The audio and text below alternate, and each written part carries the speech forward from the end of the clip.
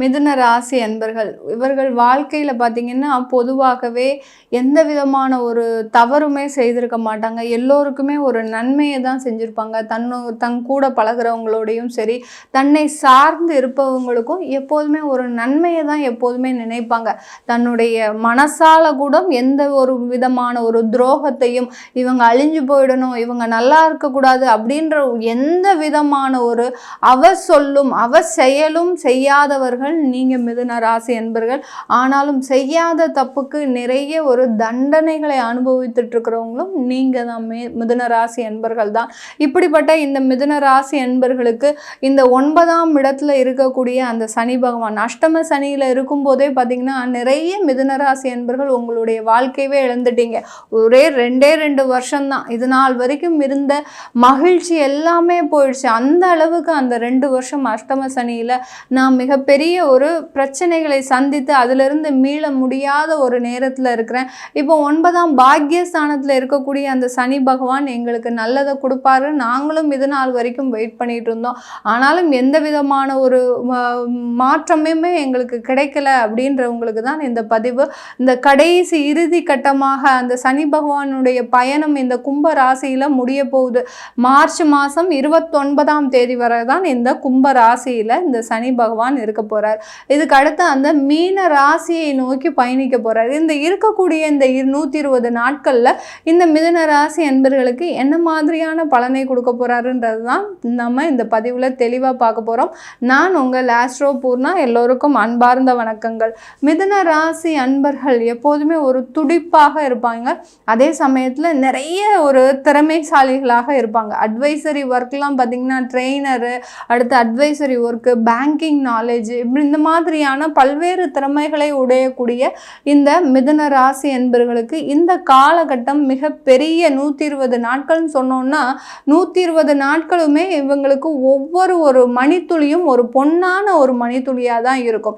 ஏன் அப்படி சொல்கிறோம் அப்படின்ற போது இந்த பாக்கிய ஸ்தானத்தில் இருக்கக்கூடிய அந்த சனி பகவான் இப்போ நம்ம ஒரு இடத்துல இருந்து கொண்டு பல்வேறு விதமான வேலைகளை செய்யும் போது அந்த வேலைகளிலிருந்து கிடைக்கக்கூடிய வருமானம் நமக்கு இருக்கக்கூடிய இடத்துல தான் கிடைக்குது இல்லையா? அந்த மாதிரி தான் இந்த 9ஆம் இடத்துல இருக்கக்கூடிய அந்த சனி பகவான் தன்னுடைய பார்வையாக இந்த மிதுன ராசி அன்பர்களின் 11ஆம் இடத்தை பார்க்கிறார், லாபஸ்தானத்தை பார்க்கிறார். வேற எந்த விதமான ஒரு ஆன்சருமே இந்த மிதுன ராசி அன்பர்களுக்கு தேவையில்லை.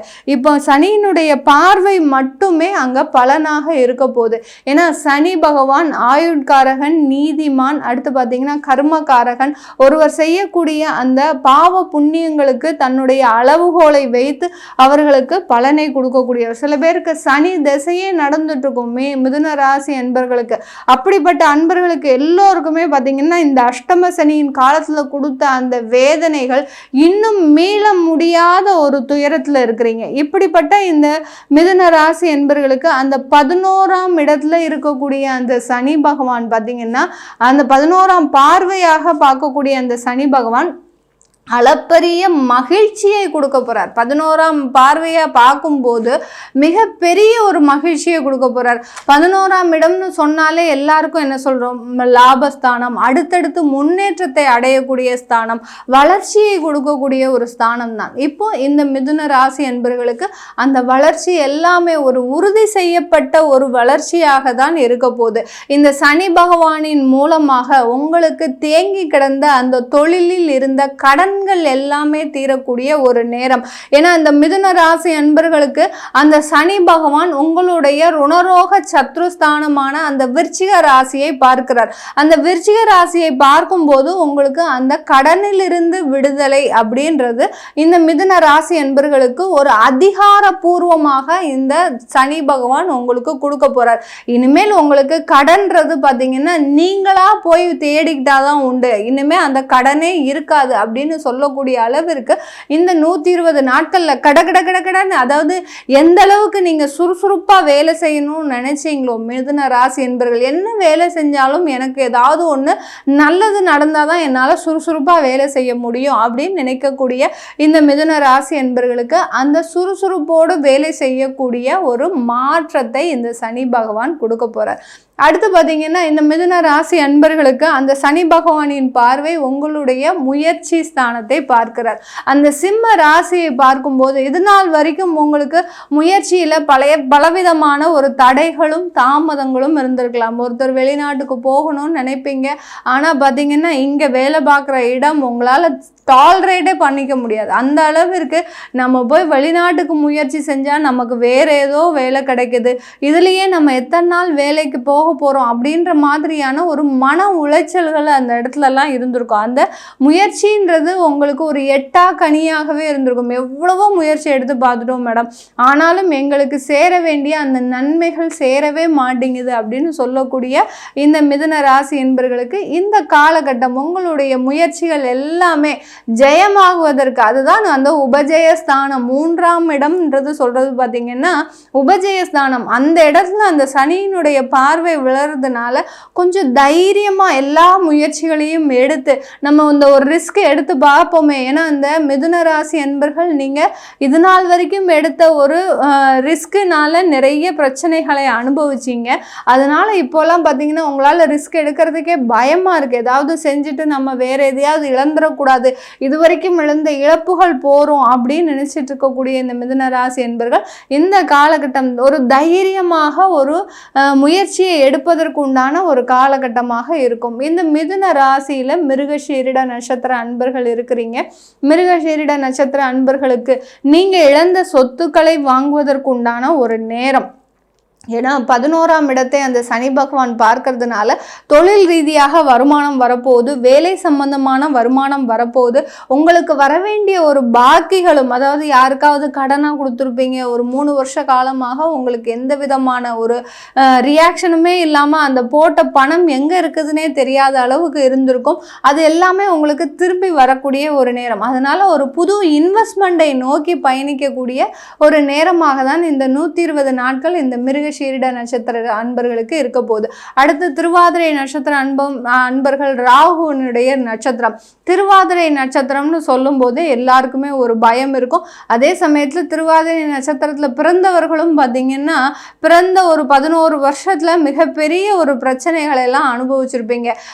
அந்த வாழ்க்கையே பார்த்தீங்கன்னா ஒரு பெரிய கண்டத்துல இருந்து தப்பிச்ச மாதிரி தான் இருக்கும். அந்த அளவுக்கு அந்த திருவாதிரை நட்சத்திர அன்பர்கள் பிறந்ததிலிருந்தே வாழ்க்கையில துன்பப்பட்டு துயரப்பட்டு அடுத்து பார்த்தீங்கன்னா ஒவ்வொரு பிரச்சனையிலிருந்தும் நம்ம மீண்டுருவோமா அப்படின்னு வளர்ந்துக்கிட்டே வந்த இந்த திருவாதிரை நட்சத்திர அன்பர்களுக்கு இந்த சனியினுடைய அந்த பாக்கியஸ்தானத்தில் இருக்கக்கூடிய அந்த சனி மிகப்பெரிய ஒரு நன்மைகளை கொடுக்கக்கூடிய ஒரு நேரமாக இருக்கும். எல்லா ஒரு நன்மைகளும், பாக்கியம்னு சொன்னாலே பார்த்தீங்கன்னா நீங்கள் இது நாள் வரைக்கும் செய்த புண்ணியங்கள் எல்லாமே பார்த்தீங்கன்னா சேவிங்ஸ் மாதிரி அந்த பாக்கியஸ்தானத்தில் இருக்கும்.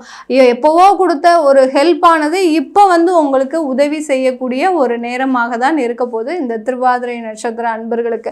அடுத்து புனர்பூசம் குருவனுடைய நட்சத்திரம் சொல்லவே வேண்டாம். அதனால தான் இந்த மிதுன ராசி அன்பர்கள் எப்போதுமே ரொம்ப ரைட் ராயலா இருப்பாங்க. நான் செய்யறது ஒரு நல்ல ஒரு விஷயத்துக்காக தான் செய்கிறேன், அதனால எனக்கு எல்லாமே நன்மையாக தான் நடக்கும் அப்படின்ற ஒரு தெம்போட எப்போதுமே இருக்கக்கூடியவர்கள். அது அந்த புனர்பூச நட்சத்திரம் குருவனுடைய நட்சத்திரம் அந்த ராசியில் இருக்கிறதுனால தான் எல்லாருமே மிதுன ராசி அன்பர்கள் அந்த மாதிரியான ஒரு குணாதிசயங்களை பெற்று இருக்கிறீங்க. இந்த புனர்பூச நட்சத்திர அன்பர்கள் இந்த காலகட்டத்தில் உங்களுக்கு குழந்தை பாக்கியம் அப்படின்ற ஒரு விஷயங்கள் தடைபட்டு இருக்குது. அந்த குழந்தை பாக்கியம்ன்றது இந்த காலகட்டத்தில் கிடைப்பதற்கு உண்டான ஒரு நேரம், பிரிந்த தம்பதிகள் சேர்வதற்கு உண்டான நேரம். சில பேருக்கு பார்த்தீங்கன்னா விவாகரத்து இந்த 120 நாட்களில் கூட நடக்கிறதுக்கு வாய்ப்பு இருக்கு. ஆனாலும் அதை கொஞ்சம் தள்ளி போட்டீங்கன்னா அடுத்து வரக்கூடிய ஒரு காலகட்டத்தில் மீண்டும் சேர்வதற்குண்டான ஒரு முழுமையான அமைப்பு இருக்கு இந்த புனர்பூச நட்சத்திர அன்பர்களுக்கு. இப்படி இந்த மிதுன ராசி அன்பர்களுக்கு இந்த காலகட்டம் ஒரு நல்ல வளர்ச்சியை, இதனால் வரைக்கும் வாழ்க்கையில வளர்ச்சியே இல்லை அப்படின்னு சொல்லக்கூடியவர்கள் இந்த 120 நாட்கள்ல அதிகமான ஒரு வளர்ச்சியை பெறக்கூடிய ஒரு நேரமாக இருக்கும். மிதுன ராசியில இருக்கக்கூடிய பெண்கள் முக்கியமா சொல்ல போனா நிறைய கலைகளை தெரிந்தவர்களாக இருப்பாங்க, திறமைகளை உடையவர்களாக இருப்பாங்க. சில பேர் பார்த்தீங்கன்னா வீட்டுக்காக உழைச்சு பார்த்திங்கன்னா தனக்குன்னு எந்த ஒரு விதமான ஒரு சேமிப்பும் இல்லாமல் இருப்பாங்க. இப்போ இந்த காலகட்டம்லாம் இந்த பாக்கியஸ்தானத்துலேருந்து இந்த சனி பகவான் தனக்குன்னு ஒரு சேமிப்பு, அடுத்து பார்த்திங்கன்னா தனக்குன்னு ஒரு சுயமாக ஒரு தொழில், இந்த மாதிரிலாம் ஒரு முடிவெடுக்கக்கூடிய ஒரு நேரமாக இருக்க போது இந்த மிதுன ராசியில் இருக்கக்கூடிய பெண்களுக்கு. இது எல்லாமே நம்ம கோச்சார நிலவரப்படி பலன்களை சொல்லியிருக்கிறோம். உங்களுடைய தசாபுத்தி தான் முக்கியம். இந்த கோச்சார கிரகங்களை வழிநடத்தி செல்லக்கூடிய, எப்படி அம்மா அப்பா இருந்து அந்த குழந்தைகளை வழிநடத்தி செல்கிறார்களோ அதே மாதிரி தான் இந்த தசாபுத்தின்ற கிரகங்கள் பார்த்திங்கன்னா, திசைன்றது அப்பா, புத்தின்றது அம்மா. இந்த அப்பா அம்மாவினுடைய வழிகாட்டுதலின் பேரில் தான் இந்த கோச்சார கிரகங்கள் செயல்பட போகுது. அதற்குண்டான பலன்களை தான் நீங்கள் தெரிஞ்சுக்கணும். அதை விருப்பப்பட்டீங்க, உங்களுக்கு உங்களுடைய ஜாதகப்படி தசாபுத்தி பலன்களை பார்க்கணும். அடுத்து பார்த்தீங்கன்னா உங்களுக்கு ஜாதகம் எழுதணும். சில பேருக்கு திருமணம் ரெடி பண்ணிட்டு இருப்பாங்க, முயற்சி எடுத்துட்டு இருப்பாங்க. அப்போ பார்க்கும்போது ஜாதகம் இல்லாமல் இருக்கும், பிறந்த தேதி நேரம் இதெல்லாம் தெரிஞ்சிருக்கும். அப்படிப்பட்டவர்களுக்கு பிடிஎஃப் மூலமாகவும் நாங்கள் ஜாதகத்தை ரெடி பண்ணி தரோம். இந்த மாதிரியான விஷயங்களை தெரிஞ்சுக்கணும் விருப்பப்படுறவங்க கீழே இருக்கிற நம்பருக்கு வாட்ஸ்அப்பில் என்னுடைய அப்பாயின்மெண்ட் வாங்கிக்கிட்டு என்கிட்ட கன்சல்ட் பண்ணிக்கலாம். உங்களிடமிருந்து விடைபெறுவது உங்கள் ஆஸ்ட்ரோ பூர்ணா. நன்றி, வணக்கம்.